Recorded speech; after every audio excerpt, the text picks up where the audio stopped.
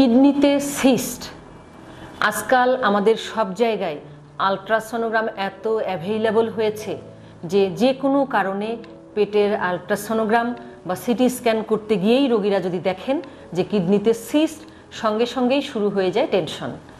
যেহেতু আমরা সকলেই কিডনির প্রতি অত্যন্ত সংবেদনশীল, তাই যখনই আলট্রাসোনোগ্রাম অথবা সিটি স্ক্যান যাই করুক না কেন, ইভেন অন্য রোগের কারণে করতে গিয়েও যদি কিডনিতে সিস্ট ধরা পড়ে আমরা আতঙ্কিত হয়ে যাই, পরিবারের লোকজন আতঙ্কিত হয়ে যায় যে কিডনিতে সিস্ট হয়েছে, আমার এখন কি হবে। অনেকেই এমনও প্রশ্ন করেন যে আমার কিডনি ভালো থাকবে তো।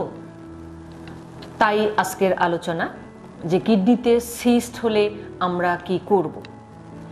আপনাদের অবগতির জন্য আশ্বস্ত করতে চাই যে কিডনিতে যে সিস্টগুলো আমরা পাই বেশিরভাগ সিস্টই কিন্তু সিম্পল সিস্ট।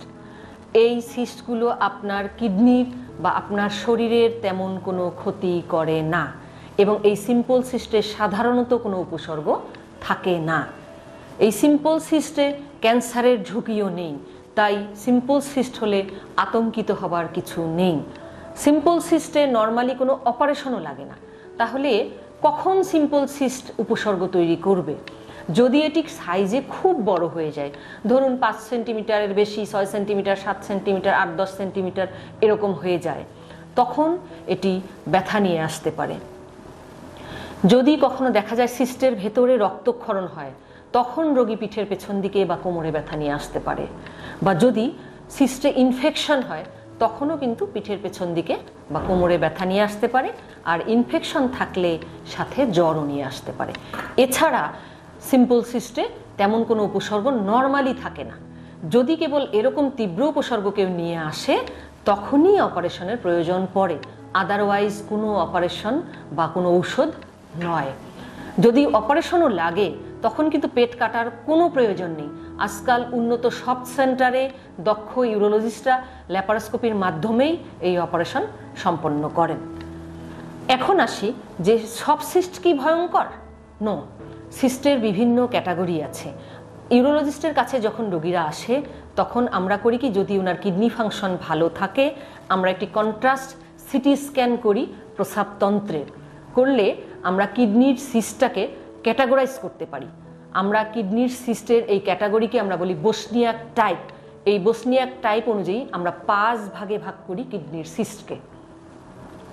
শুরুতে আসি টাইপ 1, যেটি হলো সিম্পল সিস্ট, যেটির বিষয়ে আমি এতক্ষণ বললাম, যেটি নিয়ে আমরা মোটেই আতঙ্কিত হব না, কারণ এখানে ক্যান্সারের ঝুঁকি নেই, এটি সাধারণত কোনো উপসর্গ তৈরি করে না, তাই এর ক্ষেত্রে কোনো ট্রিটমেন্টের প্রয়োজন নেই যদি না আপনার তীব্র ব্যথা বা অনেক বড় হয়ে না যায়, বা যদি এতে ইনফেকশন হয়ে কোনো উপসর্গ তৈরি না করে, বা এর ভিতরে রক্তক্ষরণ হয়ে কোনো উপসর্গ তৈরি না করে। এই সিস্টের ফলো আপেরও তেমন প্রয়োজন নেই। এখন 2 নম্বর ক্যাটাগরি কি? বোসনিয়াক টাইপ 2 ক্যাটাগরি সিস্ট। এখানে ক্যান্সারের ঝুঁকি মিনিমাম, তাই এই রোগীকে ফলো আপে রাখতে হবে, শুরুতেই কোনো অপারেশন নয়। এরপরে 3 নম্বর ক্যাটাগরি কি? সেটি হলো টাইপ 2F বোসনিয়াক ক্যাটাগরি, যে ক্ষেত্রে ক্যান্সারের ঝুঁকি 3 থেকে 10 ভাগ, তাই এই রোগীকে অবশ্যই ইউরোলজিস্টের মাধ্যমে নিয়মিত ফলো আপে রাখতে হবে। এরপর আসি 4 নম্বর ক্যাটাগরি, যাকে আমরা বলি বোসনিয়াক টাইপ 3। এক্ষেত্রে ক্যান্সার হবার ঝুঁকি 50 ভাগ, তাই টাইপ 3 সিস্ট পেলে সঙ্গে সঙ্গে অপারেশন করে ফেলতে হবে, এটি রাখা যাবে না। এরপর আসি 5 নম্বর ক্যাটাগরি, সেটি কি? বোসনিয়াক টাইপ 4 ক্যাটাগরি যাকে আমরা বলি।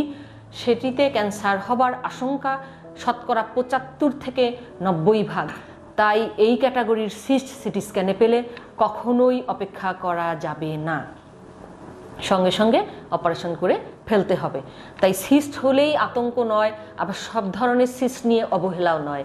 আপনি একজন ইউরোলজিস্টের পরামর্শ নিন, আমরা এটাকে বোসনিয়াক ক্যাটাগরি অনুযায়ী ভাগ করে আপনাকে বলে দিব যে আপনার কোন ক্যাটাগরি, আপনার কিছুই লাগবে না অথবা আপনার এই এই জিনিসগুলো লাগবে।